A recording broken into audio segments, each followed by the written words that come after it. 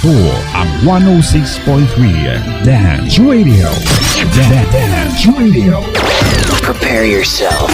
Ang silid-aralan sa radyo, hatid namin ay makabagong paraan ng pagtuturo at kalaman. Mapaumaga, tanghali o hapon man yan, ang istasyong magbibigay impormasyon kahit saan man.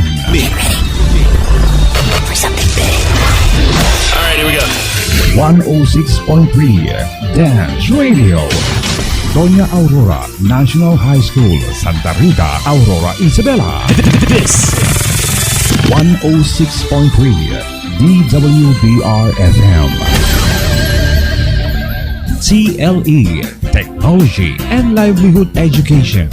TLE, Learning Area, Automotive Servicing, Beauty Care, Electronics Product Assembly and Servicing, Cookery, Electrical Installation and Maintenance, Dressmaking, Computer System Servicing, mga leksyong pangkabuhayan, edukasyong teknolohikal, mapapakinggan dito lang yan sa 106.3 Dance Radio.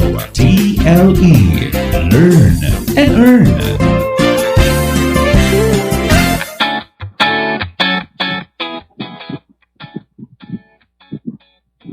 Good afternoon to all of you, sa lahat ng mga nakikinig. Good afternoon, Ma'am Malbe, Ma'am Lee, at sa lahat ng mga nakikinig at nanonood ngayong araw na ito. So welcome to our program, Usapang TLE. Brought to you by the TLE Learning Area, headed by our workaholic head teacher, Sir Jefferson Aguinaldo. I am Teacher Mylene. Hello there, everyone. I would like also to greet our dynamic officer in charge, Sir Rodrigo B. Pascua, our smart assistant principal, Ma'am Ruby R. Guillermo, to all our active head teachers and to you, our dear fellow teachers. Shout out din sa aking mga anak, sa mga 10 Nara, 10 Acacia, as well as sa 10 Jumelina and Guanaba. Sa aking mga 8 ako rin, hello there mga anak, at 8 Ivory, include ko na rin ang 7 Luna at saka 7 Mabini. So with me, nandito sila Ma'am Lee or Estrelita Tomas and Ma'am Malve.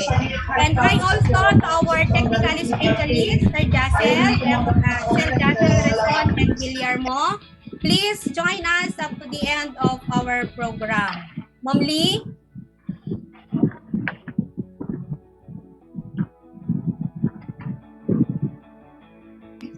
Hey, good afternoon po sa ating lahat. Good afternoon po sa ating mga learners, mga grade 9 learners na 9 Cuyabano, 9 Dalandan, 9 Anonas, 9 Atis, 9 Avocado, 9 Chico, and Calamansi. Ganun, 10 Ave. At saka ang aking mga grade 10 learners na binubuo ng 10 Tindalo, 10 Talisay, 10 Molave, and 10 Mahogany. Good afternoon sa inyong lahat. Ganun din siyempre sa ating mga kasamahan dito na nasa room. Si Ma'am Joy, si Ma'am Cathy, si Ma'am Rosalie, si Ma'am Florie, at saka si Ma'am Ryan na kasama ko rito ngayon. Good afternoon sa ating lahat. Ma'am Malve. Ma'am Malve. Yes, ma'am. So, good afternoon po sa lahat ng ating mga masusugid na manonood at tagapakinig. At dahil wala po akong babating grade 10, syempre hindi naman pahuhuli ang aking cookery 9D sa aking 9 lansones, 9 mango, and 9 makopa. Sana ay nakaantabay kayo ngayon dahil marami tayong matututunan sa loob ng isa't kalahating oras na tayo ay magkakasama. Syempre, hello din sa aking 8 purple, 8 tangerine, and 8 lavender. Gayon din sa aking mga mahihilig mag-prepare ng pagkain or mahilig kumain na Beauty Care 9D. Hello sa inyo lahat. Ma'am Maylene, ano ba ang inaasahan ng ating mga estudyante ngayon? Yes, ang ating objectives ngayon ng mga anak is number 1, define cereal and starch. Identify the types of cereals and ingredients in the preparation of various types of starch and cereal dishes. And for number 3, we will perform mise en place properly. So, narito na ang ating RBI.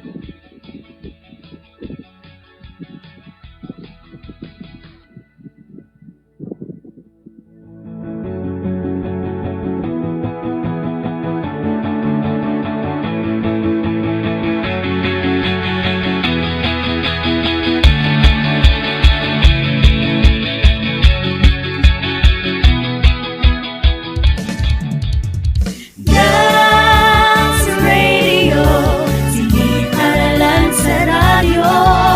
Hatid namin makabago, paraan ang pagtuturo. Wala nang makakapigil pa. Sulong Arangkada 106.3 Dance Radio sa Aurora, Isabela. Edukasyo'y susulong, basta't magtulong-tulong. Sulong edukalidad, Dance Radio. Learning is amazing. TLE, Technology and Livelihood Education. TLE Learning Area. TLE Learning Area. Automotive Servicing. Beauty Care. Electronic Products Assembly and Servicing, Cookery. Electrical Installation and Maintenance, Dressmaking. Computer System Servicing, Mga leksyong pangkabuhayan. Edukasyong teknolohikal. matutunghayan dito sa 106.3 Dance Radio. TLE Learning Area. Technology and Livelihood Education. Learn and earn.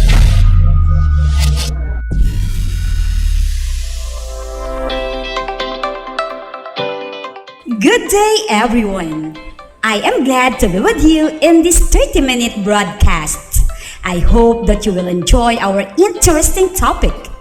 Please get your writing materials and learning activity sheets so we can start our lesson in Cookery 10. The learning activity sheets provide you different activities that will help you become familiar with the topics or lessons about perform mise en place.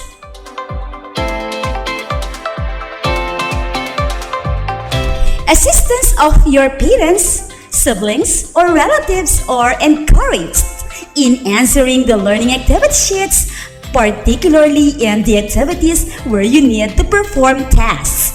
Are you ready to start? Yes, ma'am! Can you recall how to present food dishes based from our previous lesson about presenting egg dishes? Ma'am, there are simple ways on how to present food dishes. First, set the table properly.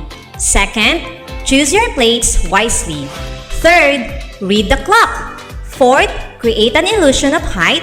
Fifth, be odd. And sixth, play with colors and textures and garnish properly. Wow, you have a great memory! What do you mean when we say read the clock? Ma'am, we learned that read the clock is a way to present and arrange food in a plate. It is a way on how to place carbohydrates like rice, pasta, bread, and others at 11 o'clock position, the vegetables at 2 o'clock position, and protein at 6 o'clock from the dinner's point of view. Very good! This will help you to portion correctly. Remember that vegetables should cover about half of the plate. Starch 1/4 and protein 1/4. What else have you learned? Ma'am, we learned about the use of garnishes. We need to use garnishes to improve the plating appearance of food. You are right!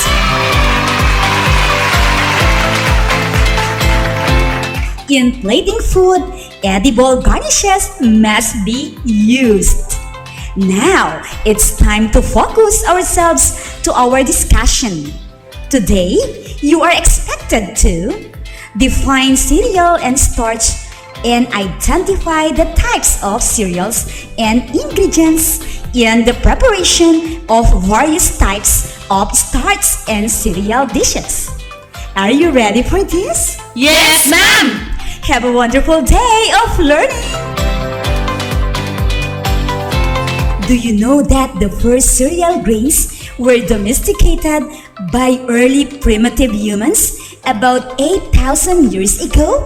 Wow! It sounds amazing, ma'am. Yes, it is. And granula is the oldest cereal ever created in the world. It was first invented in the United States in 1863 by Dr. James Caleb Jackson and considered also as the first breakfast cereal. Ma'am, I think rice is one of the most important cereal here in the Philippines. Absolutely! Wheat, rice, and corn are the most crops worldwide as they account for over 50% of the world's cereal production. Wow! We are excited to learn more, ma'am. I am pleased to hear that. Cooking is an art which can help you grow and develop your skill as an individual. Sometimes it is challenging. Without the right and exact ingredients needed, it would seriously cause you a problem. Each ingredient has its own purpose or use to every dish you are cooking. Now let us explore about cereal and its types. Cereals are usually starchy pods or grains. Cereal grains are the most important group of food crops in the world, named after Roman goddess of harvest, Ceres. Do you have any more idea about the term cereal? Yes, ma'am. The term cereal is a derivative from Latin word cerealis, meaning grain, which is botanically a type of fruit called caryopsis, composed of endosperm, germ, and brawn. Great answer! Yes! Cereals are also annual common members of the grass family, also known as gramineae, which usually have long, thin stalks such as wheat, rice, maize, sorghum, millet, barley, and rye, whose starchy grains used as food. We will continue our discussion after this reminder.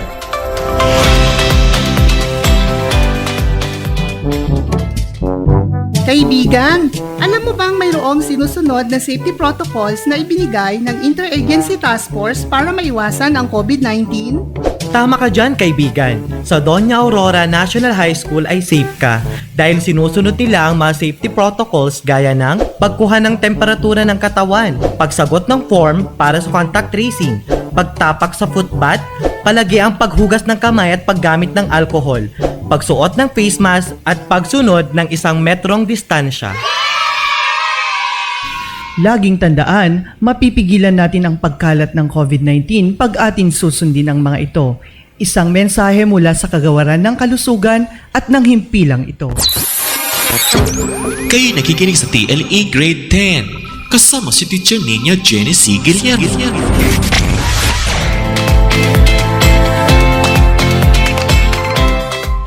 I'm back! Let us continue. Starch, on the other hand, is the second most abundant organic substance on Earth. It is found in all forms of leafy green plants, located in the roots, fruits, or grains. What is meant by starch in food? Ma'am, starch is a carbohydrate commonly found in nature and one of the primary sources of food energy for human beings and the main component of cereals and tubers. Correct! Many of the food staples of man throughout the world are basically starchy foods, such as rice, corn, cassava, wheat, potato, and others.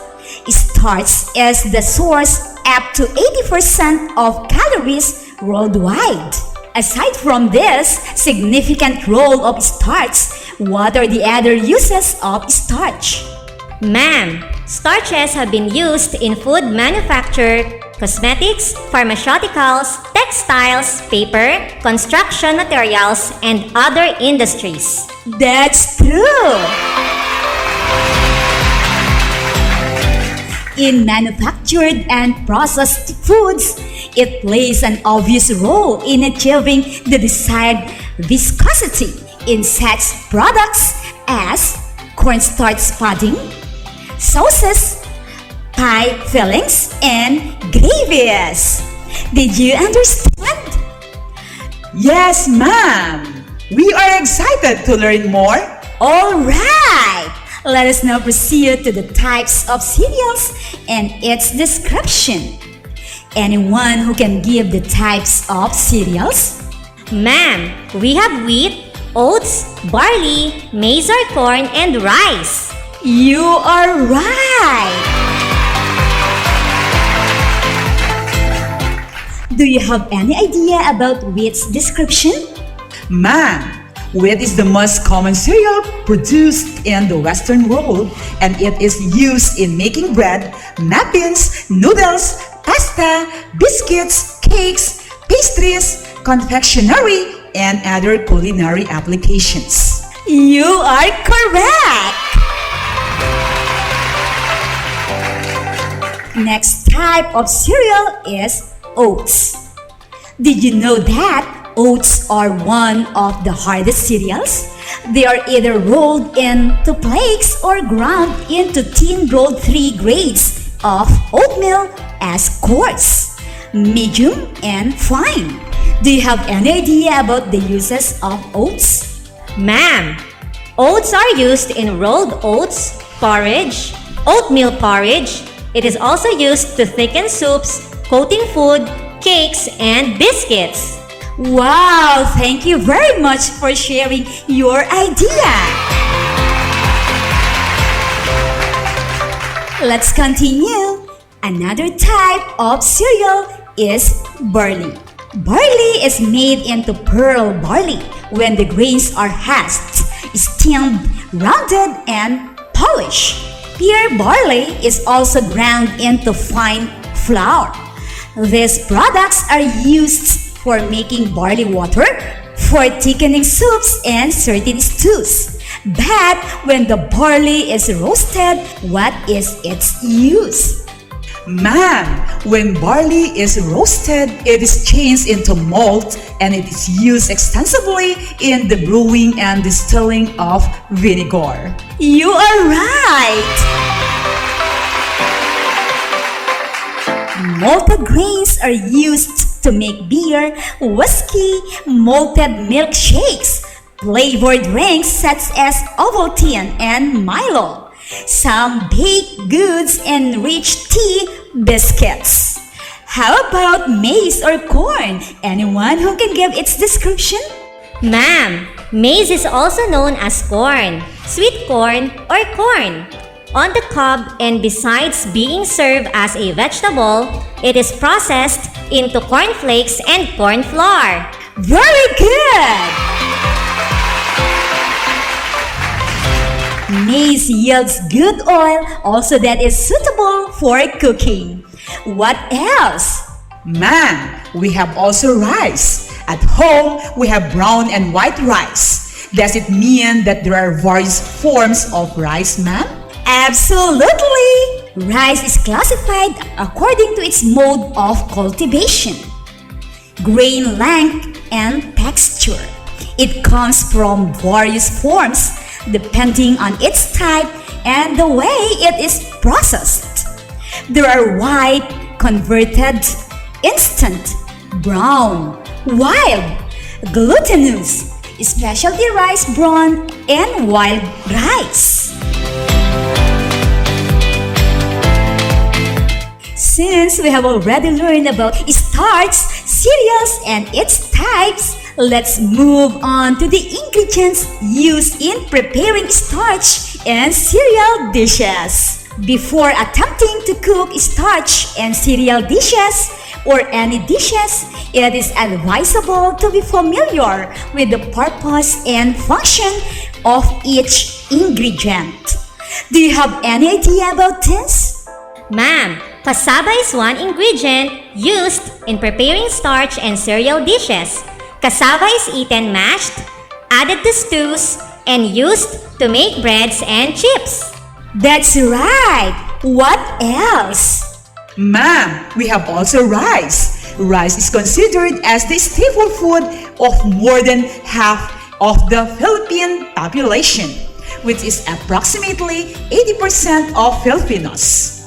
Rice can be eaten directly with side dishes, added to soup, combined with other ingredients in a work to make fried rice, used to stuff vegetables or vine leaves, or used in forming various types of sushi. Very good!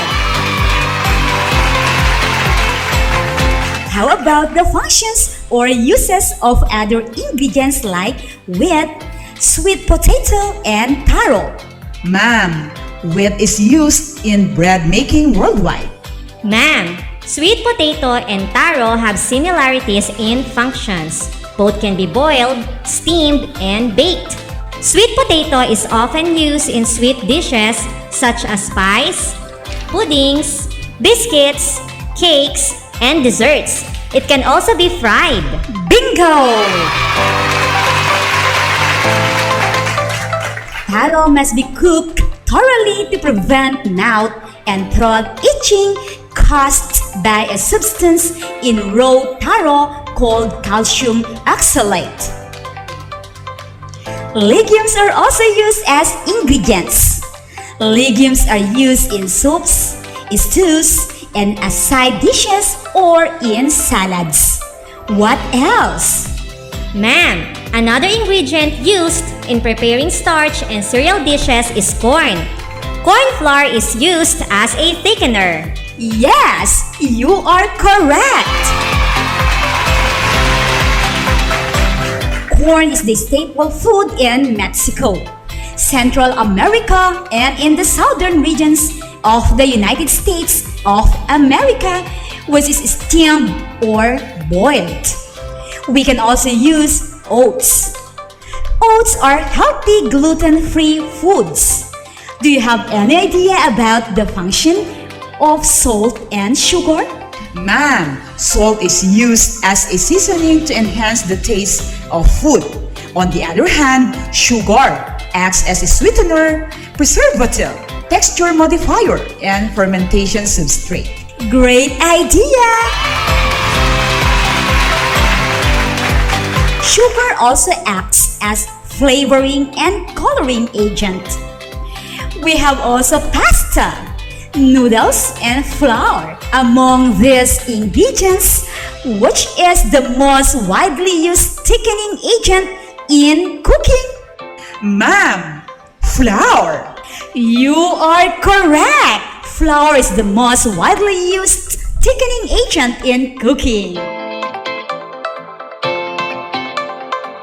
We can use also heavy cream. This ingredient is considered as a staple food ingredient used in a wide variety of recipes, including soups, sauces, homemade butter, ice cream, and sour cream. Ma'am, can we use milk as an ingredient? What a nice question! Yes! Milk is also used in preparing starch and cereal dishes. Milk serves as a source of liquid to hydrate the dry ingredients, add flavor, support browning, and soften texture. Ma'am, we can also use cheese and butter. Absolutely! You are truly learning! Cheese serves as an accompaniment to soups and starch dishes. Butter complements and enhances the flavors of food. We can also use herbs and spices because this ingredient imparts flavor and aroma or appetizing flavor to the food. We will have more after this reminder.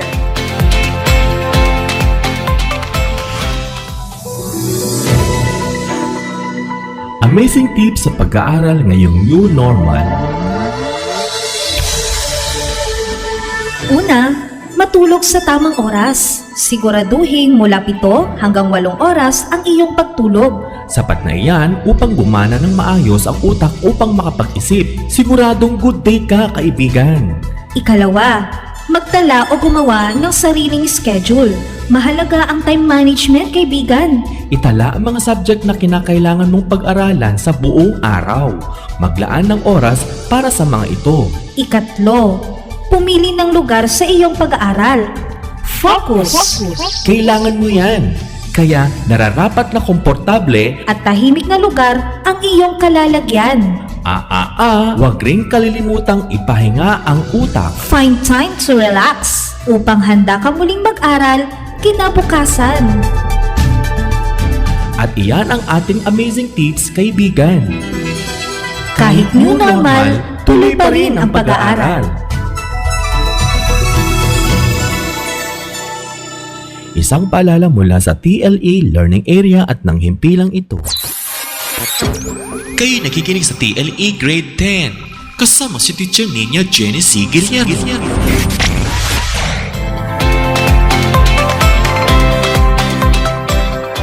I'm back! It's time to check your learning in our lesson perform Mise class. On page 3 of your learning activity sheets, activity number 1, directions.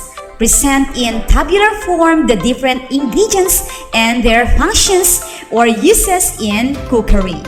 Write your answer on a separate sheet of paper. Now let me check your answer. Who can give one ingredient and its function or use?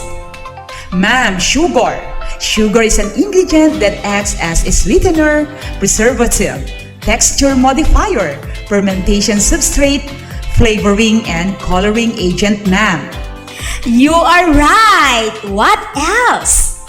Cheese serves as accompaniment to soups and starch dishes. Very good! You may answer the rest of the activity after this broadcast. Now let us read and answer activity number 2, labeled. I-level mo, Besh! Directions. Ceres, the goddess of harvest, wants to know the different kinds of cereals and the source of starch.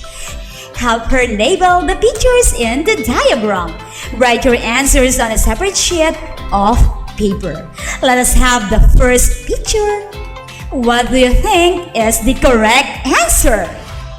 Ma'am, the answer of number 1 is barley. Very good! How about the answer of number 2?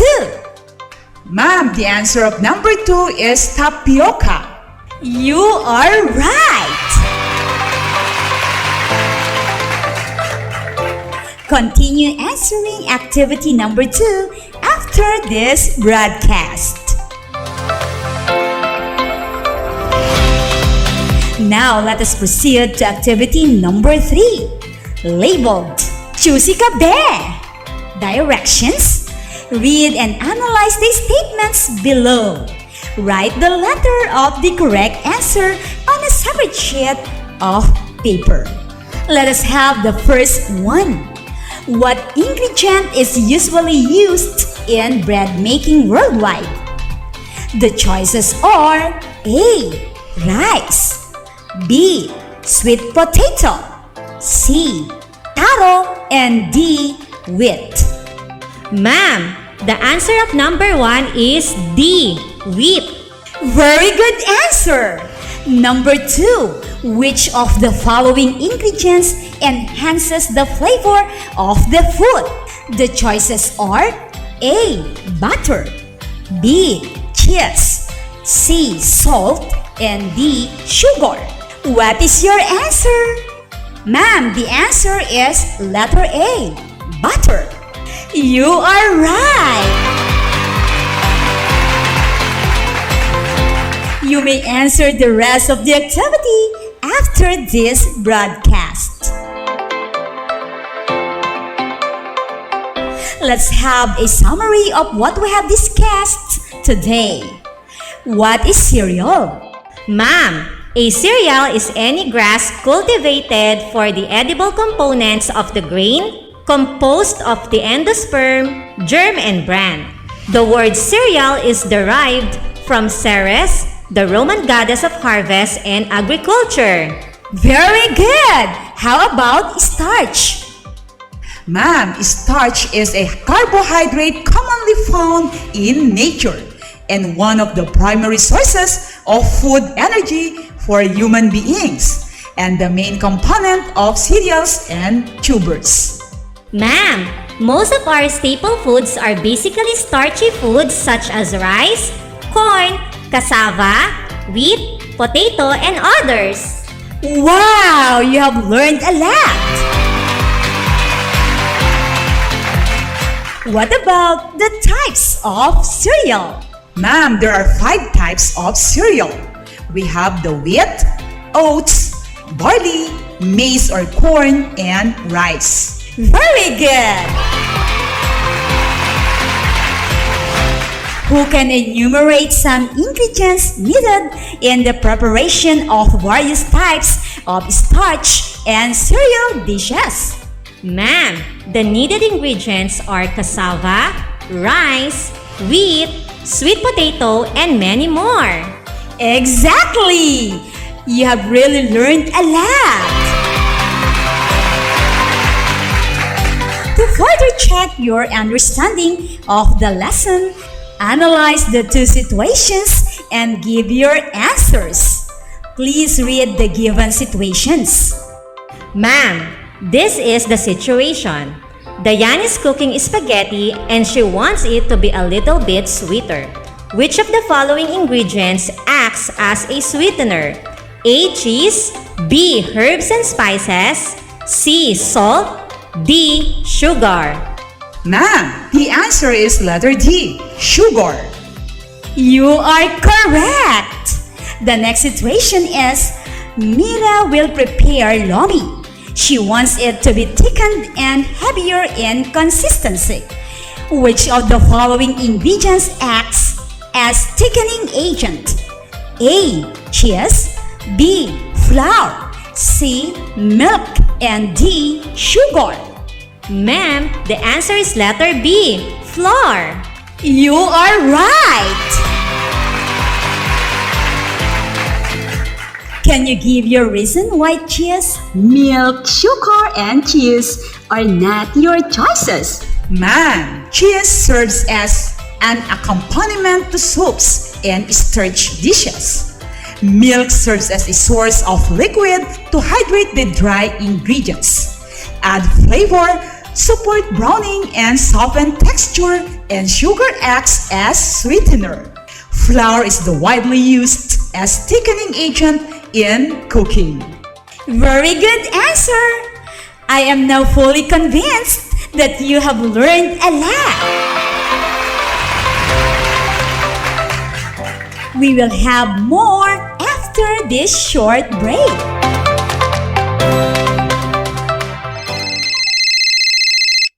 Hello, good morning. Good morning, ma'am. I have just finished accomplishing the task found in my module. How can I send you my outputs for checking and feedbacking? Oh, that's a nice question. There are actually 3 ways for a student like you to submit your outputs. 1. It could be via online. That is, if you are capable to connect online. You can just upload your outputs in your Google Classroom, or you can take pictures and send them through your group chat or messenger account. Ma'am, how about if we do not have internet connection? If you do not have internet connection, you can submit your accomplished tasks in 2 ways. 1. You can ask your parents to submit your outputs in the designated drop-off center. 2. You can save your outputs if you have available flash drive, CD, or DVD at home, and submit it in the designated drop-off center in your respective barangay. Wow! It's nice to know that there are varied ways on how we can submit our accomplished tasks. Always remember, for submission of outputs, you can do it via online, offline, or physical submission. Because at Dance, we make amazing things possible.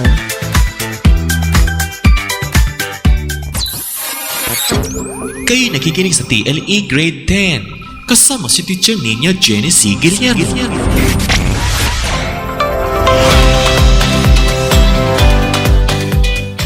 I'm back! Don't forget to reflect on today's learning by completing the statement. I have learned that. Answer also the validating questions. Write your answers on a separate sheet of paper. Are the instructions clear? Yes, ma'am! You may accomplish the task after this broadcast or during your most convenient time. My dear learners, we have just finished another lesson for today. I hope you can use in real life everything you have learned today. If you have any question, please contact your subject teacher. I would like to acknowledge the teachers behind this RBI lesson. Teacher Mylene C. Mercado, our script writer. Our very own technical specialist teacher, Joy L. Madamba. I'm Teacher Nina Jenny C. Guillermo, your radio teacher for this hour. Thank you very much and stay tuned for our live discussion. Goodbye and keep safe.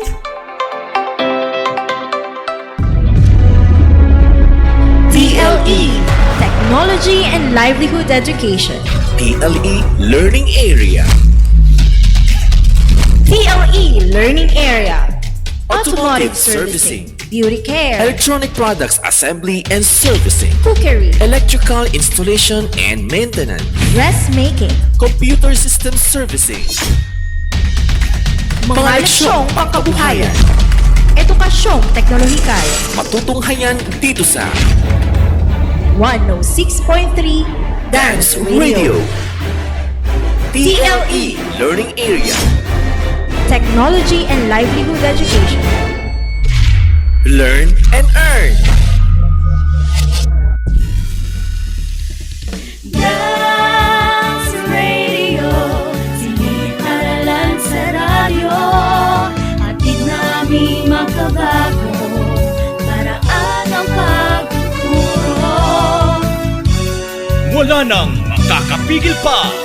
Sulong Arangkada 106.3 Dance Radio sa Aurora, Isabela.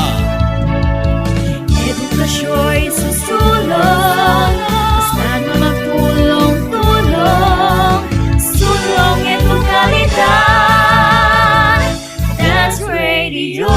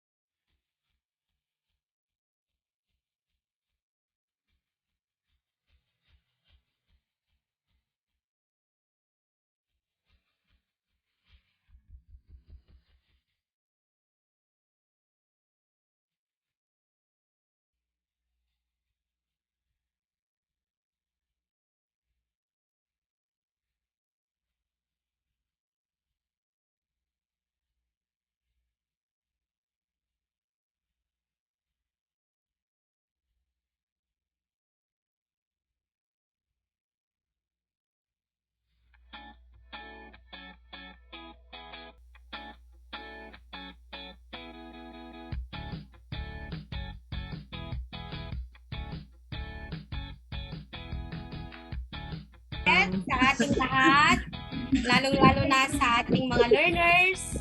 And our lesson for today is all about perform, listen, plan. At the end of our lesson, the learners are expected to define cereal and starch, identify the types of cereals and ingredients in the preparation of various types of cereal and starch dishes, and perform mise en place properly. So, yan ang ating objectives ngayon. Ma'am Malbe, meron ba tayong mga pasorpresa ngayon, Ma'am Malbe? Siyempre ma'am, hindi yan mawawala. So ang unang makakasagot sa ating mga tanong ay mabibigyan ng premyo, which is 20 pesos load. Kaya inaaniyahan po namin ang lahat na tumutok at makilahok sa ating usapang TLE. So parang ayan na, no? So napakaganda, matututo ka na nga, mananalo ka pa. Ma'am Lee? So, yes ma'am. So we enjoin everyone to listen over Dance Radio or watch the live discussion till the end of the broadcast. Yes, since nasa specialization tayo ng cookery, ang nasa isip natin talaga ay pagluluto. Ang pagluluto ay isang kasanayan. Ito ay nakatutulong sa pag-develop ng ating kakayahan as an individual. Ang pagluluto ay mapaghamon o challenging. Pwede itong successful, pwede ring hindi. But before we cook, we must be familiar with the ingredients needed, and each ingredient have its own purpose or use in every dish we are cooking. But before that, let's have a review last week lesson about present egg dishes. So, Ma'am Lee? Okay, ma'am. So, my dear learners, as a sort of review, we shall be doing an activity, and which is titled Fix My Word. My Word, yes. So, Ma'am Mylene will be showing the different pictures and clues. Actually, these clues are the different ways of presenting food attractively. Okay? So, Ma'am Mylene, that is the Yes, first. ma'am. O, yan na yung number 1, ma'am. O, yan. So, Yes. Sinabi ni Ma'am Lee kanina na isa ito sa 7 ways to present food. So, sagot na mga anak, ano yung sentence na nandyan sa Fix My Word activity natin. So, bubuuin natin yung sentence. So, mayroon tayong nakalagay dyan. Tapos, may mesa pa dyan. Ano kaya yan, mga anak? Yes, ma'am, may gagamitin ba tayong hashtag para malaman ko? Kasi may mga sumasagot na dito na bata. Meron ibang sumasagot? Yes, ma'am. Kailangan nating isulat muna ang hashtag cookery. Then yung sagot, Ma'am Malbe. Yes. Yes, tignan natin. So, hashtag cookery and then also include your grade and section para mas madali naming mahanap kayo at masabi nyo rin sa inyong mga subject teachers na kayo ay nanalo sa ating discussion. So, tignan natin kung meron na dito. May mga sumagot kasi kanina, ma'am. So, for number 1, ang nakikita ko ay na may hashtag ay si Althea May Lastimosa. Siya rin ba sa screen nyo, ma'am? So, 10 Acacia, hashtag cookery nasa baba, number 1, set the table. Tama ba, Ma'am Mylene? Yes, tignan natin kung tama yung sinabi niya. Yan, that is set the table. Okay? Meron pa ba, Ma'am Lee? Okay, yung susunod, ma'am. Yung next picture. Yan naman ang next picture natin, Ma'am Lee. Yan, ano yung nakita natin sa picture? Nagbabasa. Tapos, ano yun? Tapos may may wall clock siya. So, ano kaya yun? Tingnan natin. Puro number 1 pa lang ang naipapasa Pero na ba, Ma'am Malve? Kaya gamitin ulit ang hashtag cookery and then grade and section and your answer. Puro set the table pa lang ang mga... Okay, meron na ako nakita kung same din po sa inyong screen. Si Mark Lester Ramos Barayuga. So, Tentanggile, hashtag cookery. Need to Sa cook Tanggili ba, ma'am? yun. Need to cook daw ba? Mama Eileen? Tingnan natin kung tama. Meron pa bang ibang sagot dyan, Ma'am Malbe? Next, meron din kay Cristel, ma'am. Read the clock. Read. Tama kaya? Tama Read kaya the yung sinabi ni clock. Cristel? Cristel Joy Padao. Pwede na ba nating i-reveal ang answer, Ma'am Malbe? Ma'am, tanong ko lang kapag ba merong na mali sa spelling is acceptable? Dapat Or correct. okay. Kailangan dapat Ma'am Malbe, correct correct daw. spelling siya. Yes, so pwede nyong send uli ang inyong mga sagot. Wala pa akong nakikita, ma'am, puro need to cook. Okay, meron na uli si Mark Lester Barayuga, Tentanggile, hashtag cookery, number 2, read to cook. Tama ba, ma'am? Read to cook ba, Ma'am Malbe? Read to cook? Read to cook ba? O, tignan natin yung Next, picture. meron pa. Anong letter Okay, yung meron pa, ma'am. nandyan? Ma'am, meron pa. Si Althea May Lasmosa, 10 Acacia, hashtag cookery, read the clock. Ma'am Lee, read the clock ba ang tamang sagot? You are correct, Althea. Very good. Okay, nakadalawa na si Althea. Read the clock. Read the clock. Okay, congratulations. May number 3 pa ba tayo, ma'am? Ma'am Lee? Number 3? May number 3. Ma'am Okay, Lee, so dito sa sabihin read the lang clock, natin kung bakit kailangan niyang read the clock na sa pinag-uusapan natin ngayon, di ba? So read the clock is the way to present and arrange food on a plate. It is the way on how to place carbohydrates like rice, pasta, bread, and others at 11 o'clock position, the vegetables and nurse point of view. Kaya pala may orasan na ganyan, di ba? Yes, so that is how you arrange or present the food on the plate of the diner. Yes, Ma'am Lee, and Ma'am this will Maylene? help you. Yes, Ma'am Lee, and this will help you to portion correctly. Remember that vegetables should cover about half of the plate, starch 1/4, and protein 1/4. So kanina merong nakasagot na ng read the clock. Congratulations sa mga nakasagot. Meron pa ba, Ma'am Malbe? Yes, ma'am. So, meron din tayo ditong number 3 questions. Where did the word omelette originated? A. Belgium, B. France, C. Italy, and letter D. Portugal. So, tignan natin. Hashtag cookery. Siyempre, include your grade and section and the letter of your answer. So, para medyo wala pa, ma'am. Puro read the clock pa lang. Okay, number 3, letters only. Where did the word omelette originated? Paborito nating yan, ma'am, breakfast. Oo. So, habang hinihintay natin ang sagot, Ma'am Malbe and Ma'am Lee, omelette is a type of egg dish, often served as a breakfast for brunch. O-M-E-L-E-T, omelette is the standard spelling in American English, while M-O-E-L-E-T-T-E is actually the modern French spelling.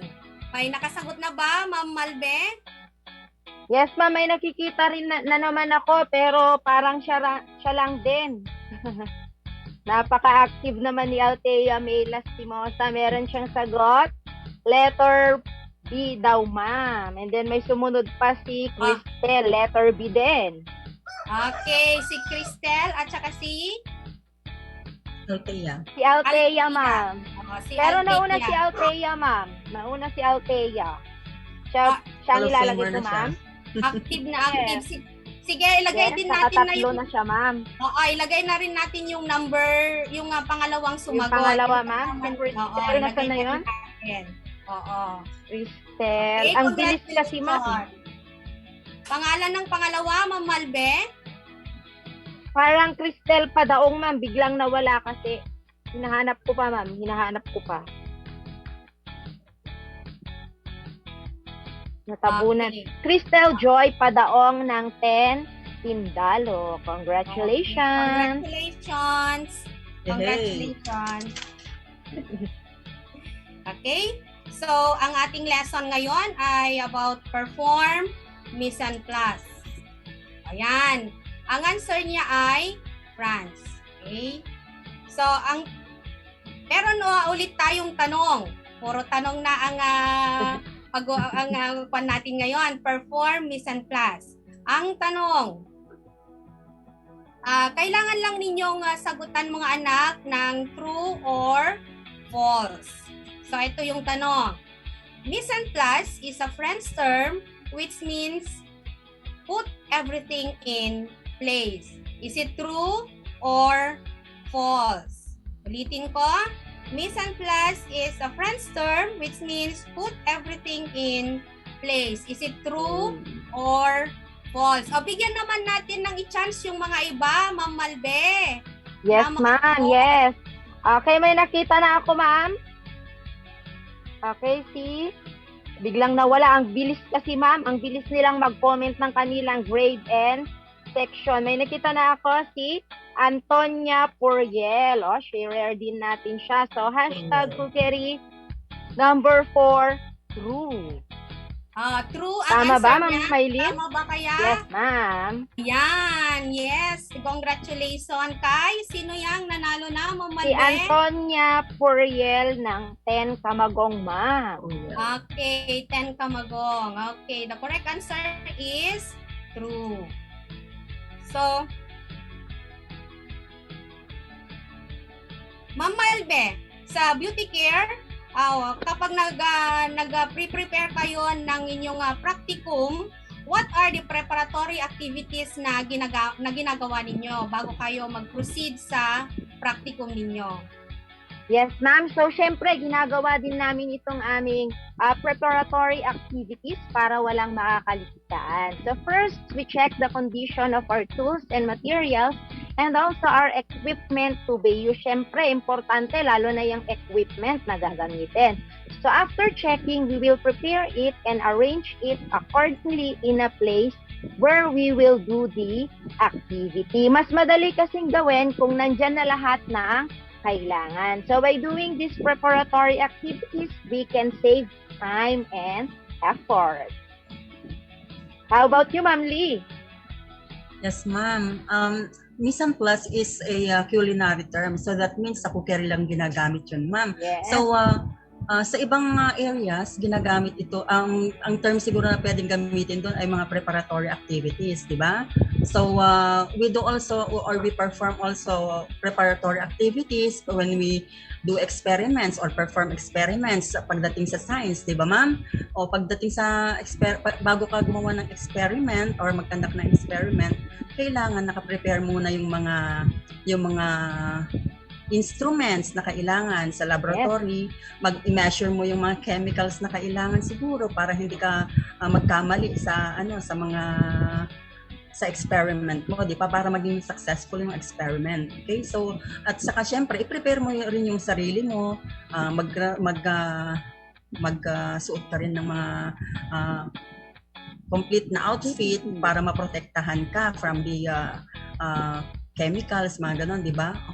And prepare mo rin yung workplace mo, syempre. Lilinisin mo, hahawiin mo yung mga dapat na hawiin at ilagay sa table or working table ang mga dapat na or mga kailangan na gamit or instruments. Okay?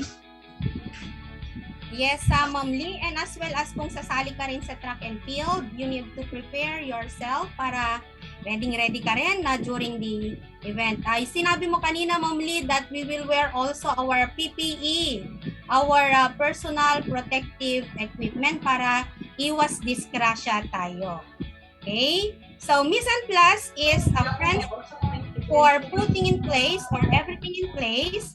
It is a French term having all your ingredients are already cut, measured, sliced before you start cooking.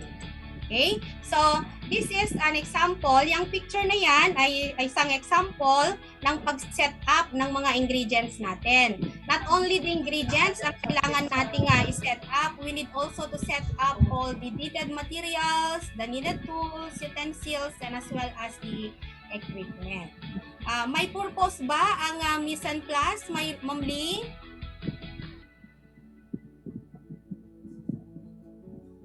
The purpose of mise en place is to allow the chef to cook in the most efficient way without having to stop, di ba? Hindi ka nag-aapura, hindi ka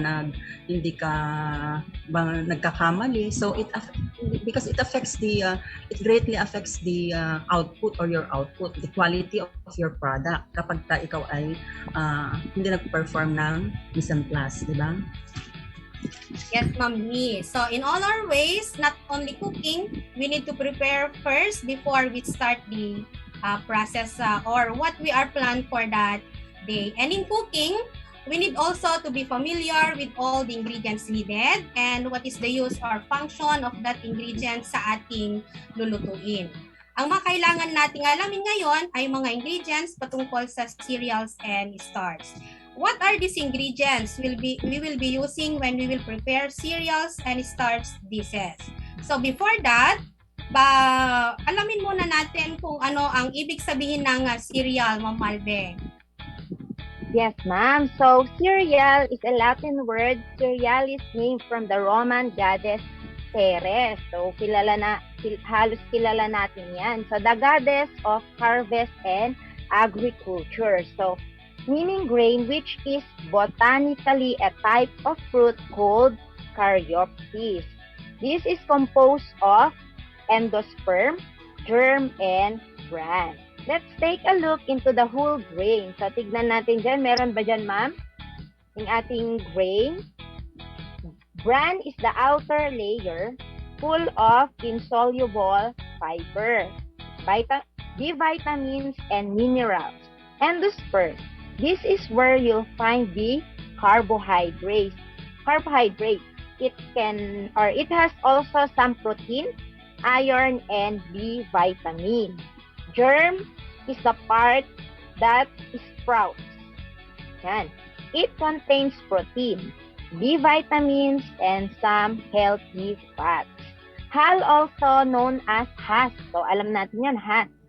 This protective covering is inedible or not edible and is generally thrown away.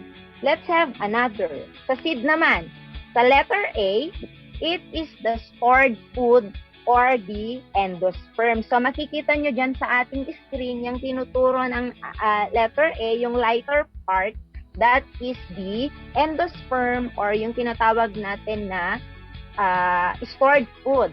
It stores food for embryo or baby plant. Yung nakikita naman natin na letter B dyan, yung color green, that is called the embryo or germ.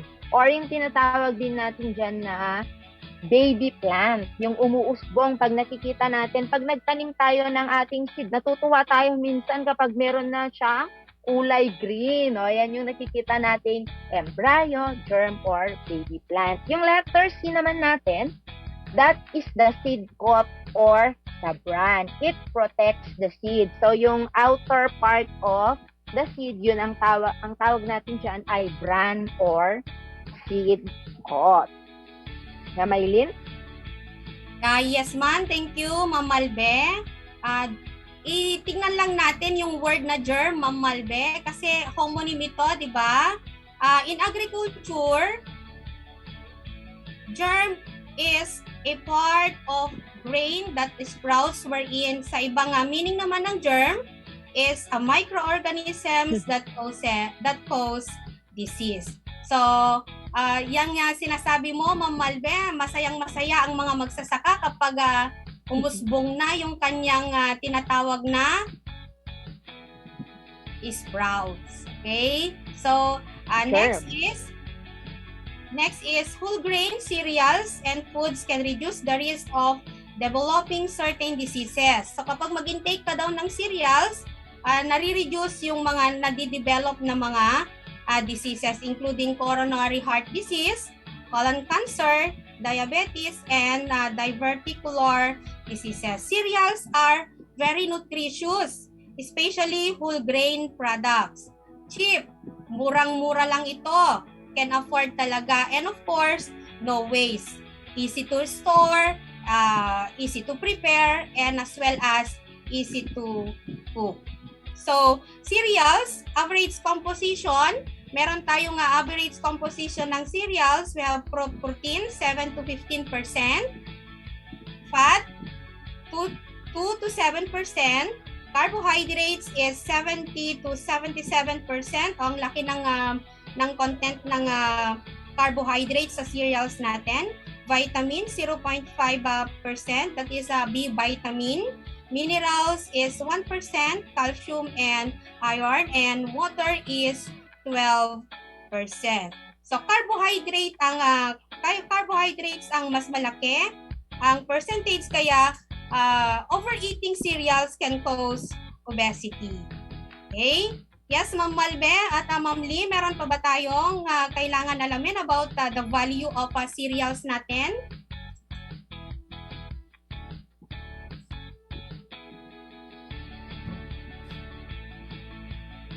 Ma'am Lee? Okay, yes, ma'am. So we obtain lots of carbohydrates, as you have mentioned a while ago, lots of carbohydrates, protein, and vitamins and minerals. So yung carbohydrates I obtained from the endosperm, and yung vitamins and minerals are obtained from the hull or the husk of the grain. So no wonder na yung mga may karamdaman, they are advised to take this or to eat this breads which are made from whole wheat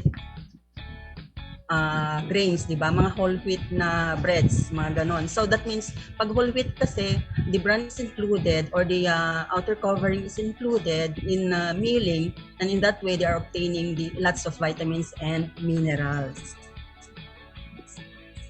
Okay? Natatandaan ko yung nagalit siya kapag kami natatapon na kanin, pag kami kumakain. Kasi nga naman, number one yon na reason is napakarami palang sustansya na makukuha sa ating mga cereals.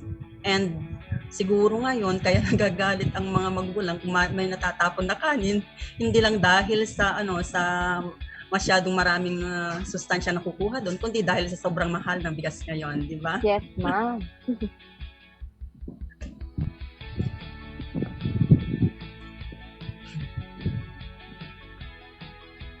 Nawala. Yes, Ma'am Lee. So, kailangan nating alam nyo, kung mag-share din ako ng experience ko, kailangan din nating, yung lola ko noon, sabi niya sa akin, huwag sayangin ang isang butil ng bigas kasi mahirap itong makuha o kaya magkaroon ng napakaraming, konti ang kumakain talaga ng bigas. Pero sabi niya sa akin, pahalagahan ang bigas. Kahit isang butil na natira sa aking pinggan noon, sabi niya, kainin mo yan. Sabi niya, ganun na kahalaga ang bigas natin. So, starts naman tayo ngayon, Ma'am Malbe. Yes, ma'am. So, tapos na natin ang cereals. Parang nagbalik tanaw tayo. Ma'am, sa amin din kasi parang ang sabi, kung hindi mo kayang ubusin, konti muna ang ilagay mo. Kasi mapapagalitan ka na kapag marami ng sobra yung iyong plato. So, kumuha muna ng ayon sa pangangailangan, and then kapag kulang pa, and then kukuha na naman ng paunti-unti para hindi nasasayang yung ating pagkain. So, proceed naman tayo sa ating starch. So, starch is a carbohydrate commonly found in nature and one of the primary sources of food energy for human beings and the main component of cereals and tubers. Starch, on the other hand, is the second most abundant organic substance on Earth. So, isa pa to, It is found in all forms of leafy green plants located in the roots, fruits, or grains. Yan naman yung tinatawag natin na starch. Yes, Ma'am Aileen? Yes, Ma'am Malbe. Yan. Starches, many of the food staples of men throughout the world are basically starchy foods. Ano tong mga starchy foods na ito? These are rice, corn, cassava, wheat, potato, and others. Starch is the source of up to 80% of calories worldwide. And starches have been used in food manufacture, cosmetics, pharmaceuticals, textiles, pwede rin sa paper, construction materials, and other industries. Sa ating mga pagkain, ito ay inihahalo upang makamit ang desired na lagkit ng ating mga pagkain gaya ng pie fillings or sa paggawa ng mga sauces or gravies. So there are 5 main types of cereals. We have wheat, we have also oats, and as well as barley, maize or corn, and rice. Okay, go tayo sa number 1, wheat. Wheat is the common cereal produced in the Western world. It is used in making bread worldwide as well as muffins, noodles, pasta, biscuits, cakes, pastries, and other culinary applications. So mahilig tayo kung minsang maghanda ng spaghetti. Sa wheat pala nang gagaling yung made from wheat pala yung spaghetti natin. Okay? Oats. Number 2 naman is oats. Oats are one of the hardest cereals. They are either rolled into flakes or ground into thin rolled in 3 grades: coarse, medium, and as well as fine. Oats are used as thickening agent in soups, also for coating cakes and biscuits. Oats is a healthy gluten-free food. So healthy gluten, ibig sabihin, gluten is protein found in many grains, kaya good for the heart ang oats. Kasi if we intake extra protein or high protein in our diet, this will impose a metabolic burden in our bones as well as kidneys and liver. It is also associated with increased risk of coronary disease. Gaya ko, Ma'am Malbe and Ma'am Lee, kailangan low protein or gluten-free ang aking mga kinakain. Kung minsan kasi hindi maganda sa kondisyon ko ang high protein content ng mga pagkain. Lalong-lalo na not only sa grains as well as sa mga high protein meat. Ma'am Lee? Yes, ma'am, we also have the barley. So barley is made into pearl barley when the grains are husked, steamed, rounded, and polished. Pearl barley is also ground into flour. These products are used for making barley water for thickening soups and stews. When roasted, barley is changed into malt, used extensively in the brewing and distilling of vinegar. So hindi lang pala siya staple food, ma'am, kundi ginagamit din sa paggawa ng vinegar. Yes, ma'am, Mylene. Oh, another is maize or corn. Maize is also known as corn. Sweet corn or corn on the cob, and besides being served as a vegetable, it is processed into corn flakes and corn flour. Maize yields good oil suitable for cooking. According sa ating corn research facts, on average, an ear or cob of corn has 800 kernels arranged in 16 rows. Wow, hindi ko pa yun 16 rows daw yun na meron siyang 800 kernels. Wow. Corn will always have an even number of rows on its cob. Galing. Corn is the third most important food crop of the world. So in 1930s, before the machines were available, a farmer could harvest an average of 100 bushels of corn by hand in a 9-hour a day. So sa isang bushel is equivalent to 25.40 kilograms. So kung isang bushel ay 25.40 kilograms, so ilan ang nagagawa pala ng ang nagagawa ng farmer pala sa loob ng isang araw nun ay 100 bushels of corn. So isang bushel is 25.40.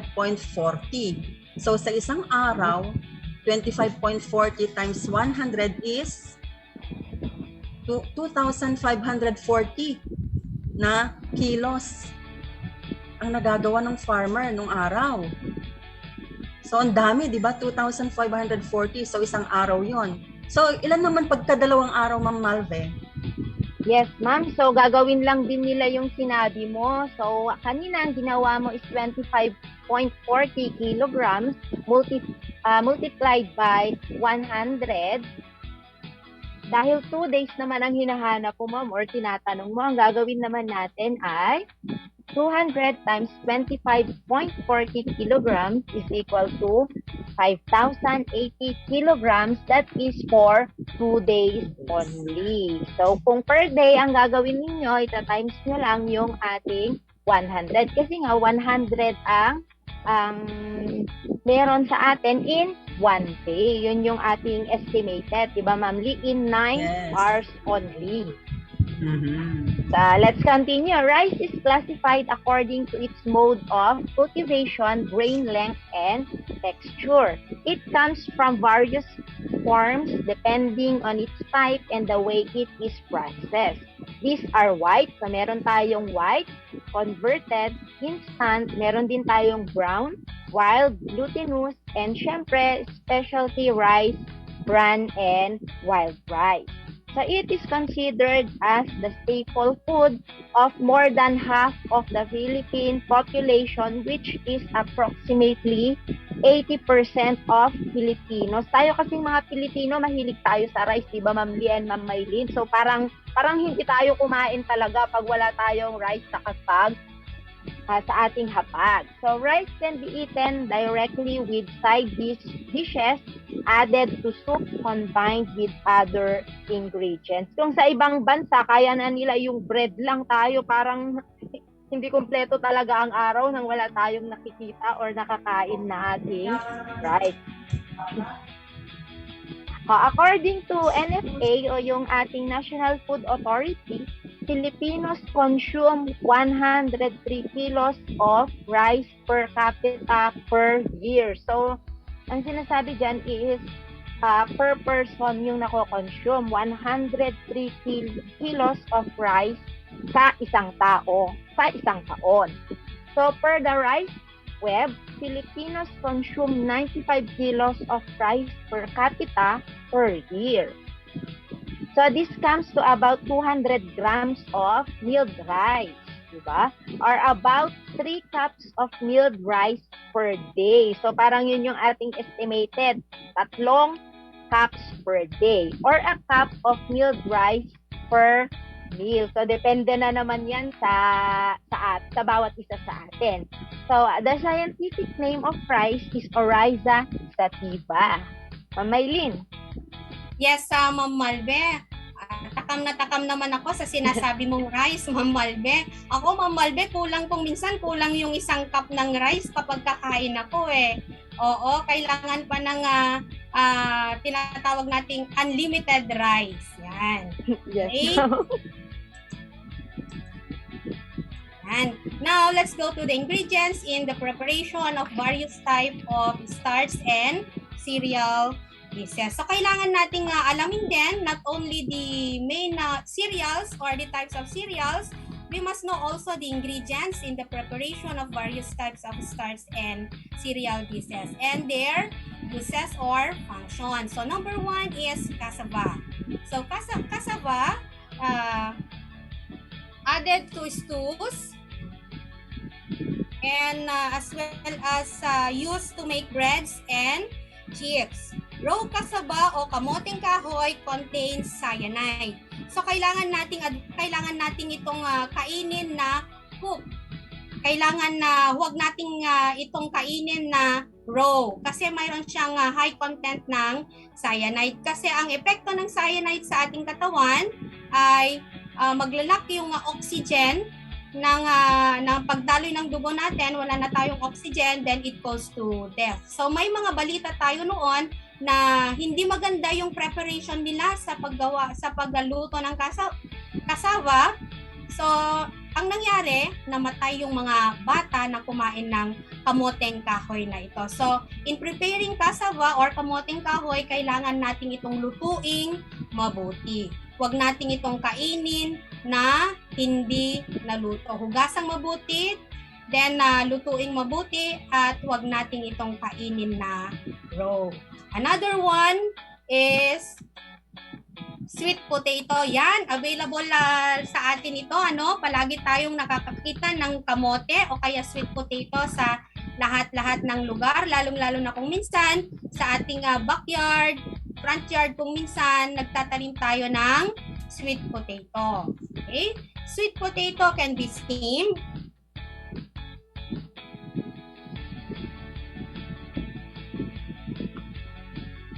baked,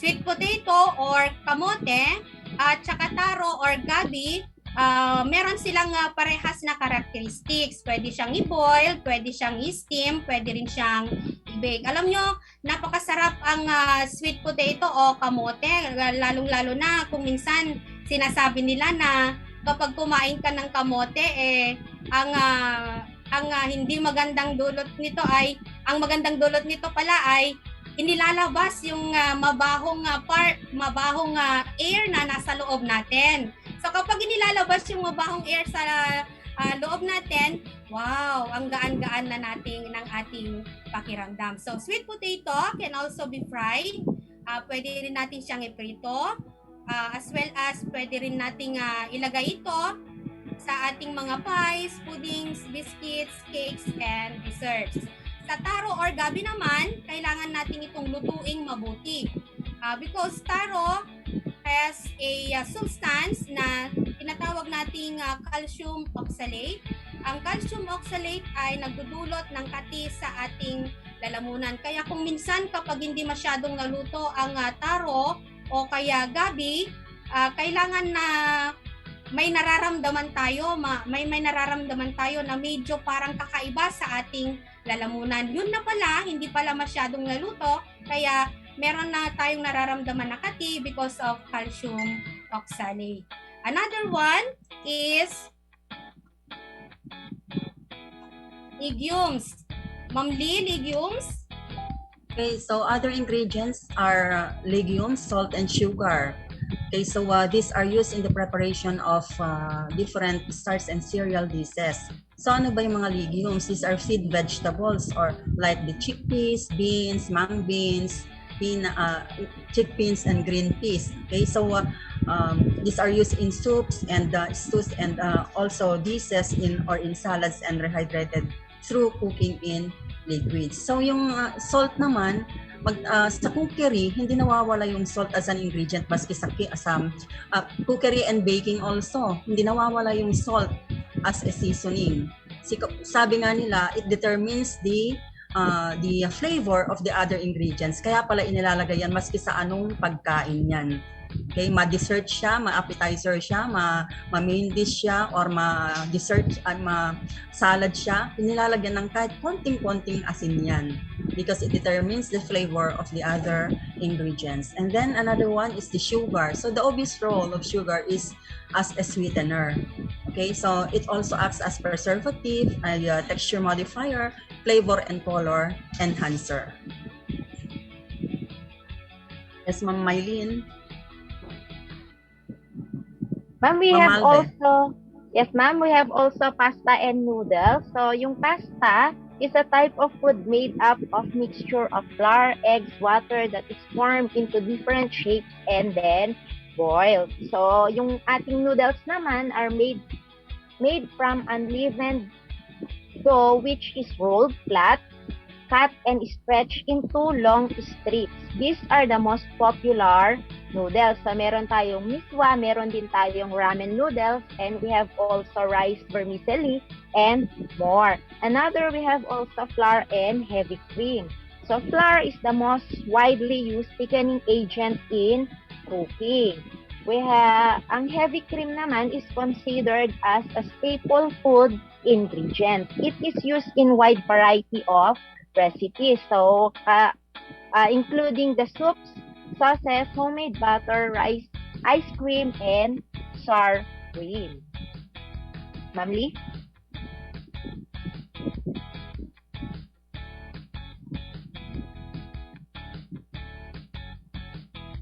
We also use cheese, milk. Yung milk usually ang ginagamit natin, yung evaporated milk o kaya yung condensed milk. Then we also use different types of or kinds of cheeses like the cheddar cheese, parmesan, o yung very common natin na ginagamit na available in the market. And they all add flavor and also improve the texture and the color of these different starch and cereal dishes. Yes, we have also butter. Pero kapag ang butter ay wala sa ating bahay, we can substitute it into margarine. We have also herbs and spices. Example ng herbs natin, these are the parsley, the rosemary, the cilantro. Our example naman dito sa spices natin, we have our ginger, our black pepper, oregano, chili powder, cayenne, cloves, bay leaf, and as well as star anise. So meron akong ginawa na video dito. Magpapakita tayo ng video showing Mise en place. So we have already know the ingredients as well as their functions and or uses. So let's watch our video. Then mamaya sasagutin natin ang tanong about the video I have presented.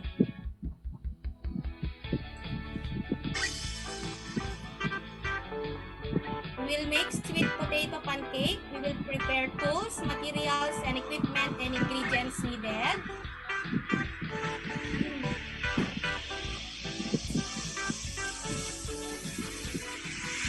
Peel 2 pieces sweet potato.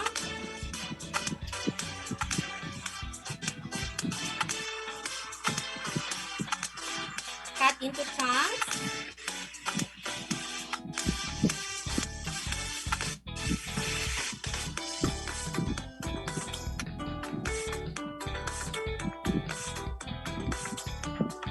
And add 1 teaspoon of salt. Cook until sweet potato becomes tender. Then mash the sweet potato using fork while it's still hot.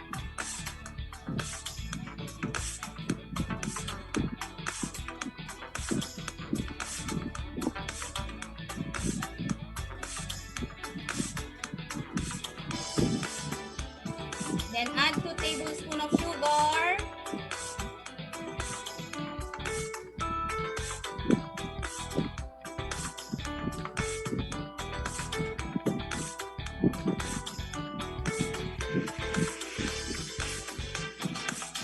Add 2 pieces of egg. And mix well.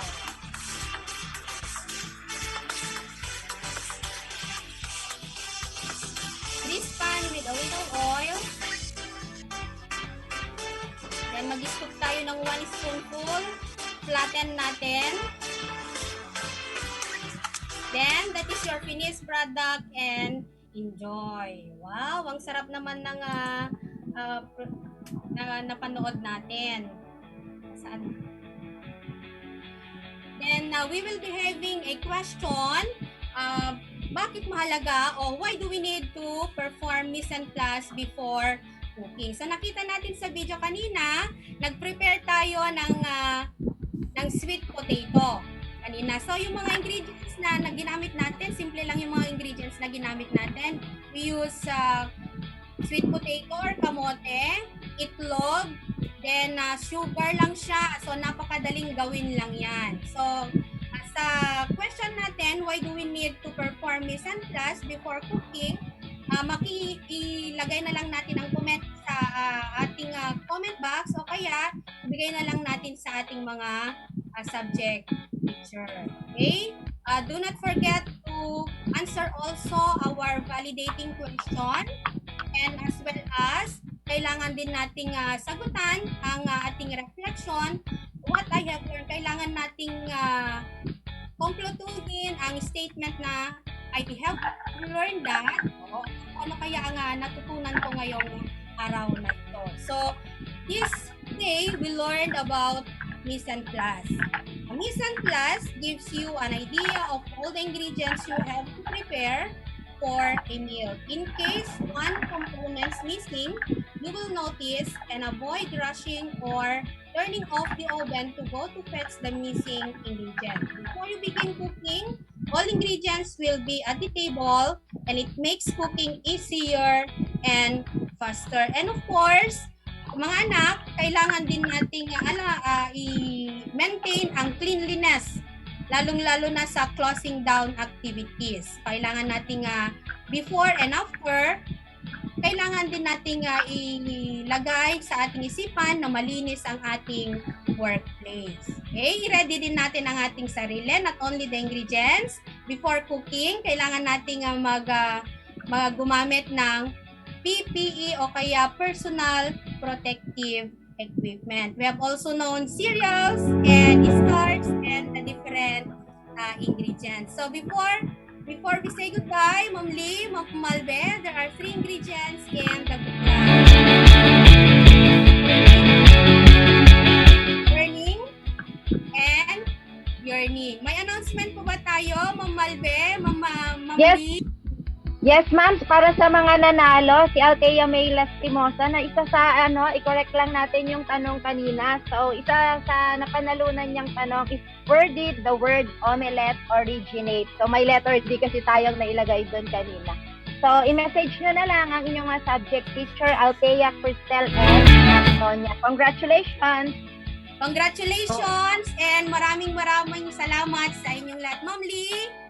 Kay makinig din po sa lahat ng mga live streaming, manood sa live streaming ng lahat ng bukas pala ay TLE 8. Yes, ma'am, EIM. Yes, EIM ang tabayanan ninyo rin bukas, mga anak. So, goodbye and see you next episode natin. TLE, Technology and Livelihood Education. TLE, Learning Area, Automotive Servicing, Beauty Care, Electronics Product Assembly and Servicing, Cookery, Electrical Installation and Maintenance, Dressmaking, Computer System Servicing, mga leksyong pangkabuhayan, edukasyong teknolohikal, mapapakinggan dito lang yan sa 106.3 Dance Radio. TLE, Learn and Earn. Ito ang 106.3 Dance Radio. Dance Radio. Prepare yourself.